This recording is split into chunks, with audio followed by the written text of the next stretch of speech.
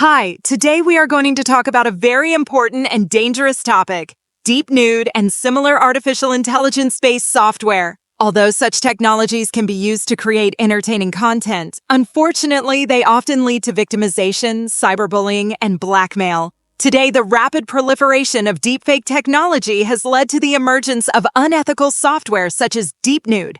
This software can take a person's clothed photo and make it look like they are naked.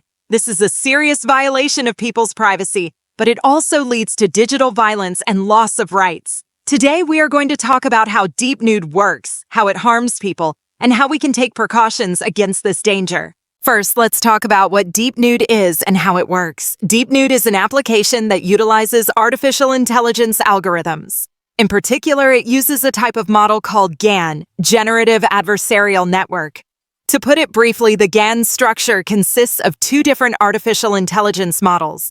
One tries to generate fake images, while the other tries to detect them. Over time, this system learns and improves the details in the fake images it produces.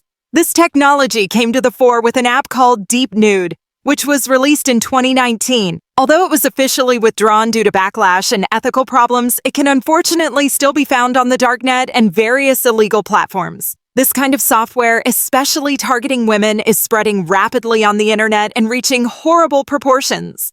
Of course, it is not possible to completely ban or ignore deepfake technology, as it is sometimes used for entertaining content in the movie, entertainment, and advertising industry. But apps like DeepNude cross the ethical line and cause big problems by violating privacy.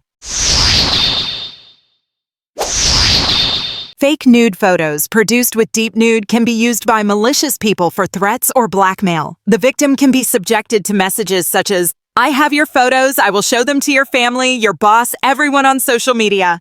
This is absolutely terrifying. Caitlin Bowden, founder and CEO of revenge porn activism organization Badass, told Motherboard, "Now anyone could find themselves a victim of revenge porn without ever having taken a nude photo. This tech should not be available to the public." This is an invasion of sexual privacy. Danielle Citron, professor of law at the University of Maryland Carey School of Law, who recently testified to Congress about the deepfake threat, told Motherboard, "Yes, it isn't your actual vagina, but others think that they are seeing you naked," she said. As a deepfake victim said to me, "It felt like thousands saw her naked. She felt her body wasn't her own anymore." Given the speed at which they spread on social media, fake photos shared once can have irreversible consequences. For example, even if it is proven to be untrue, it can leave people with the suspicion of what if. This situation affects women in particular and can damage both the private life and professional reputation of the victim. Taking and manipulating a person's photograph without permission can be criminalized in many countries. However, legal gaps in practice can make it difficult for victims to access justice. Such technological tools are predominantly used to target women and celebrities. The targeted person can be subjected to digital violence based on their identity. This makes gender inequality and online harassment even more visible.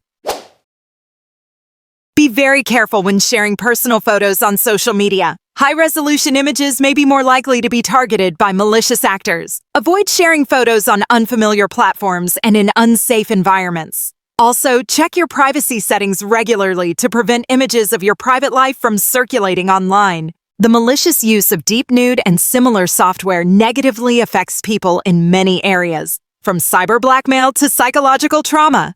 Privacy is very valuable for all of us, and protecting it in the digital world is becoming more important every day.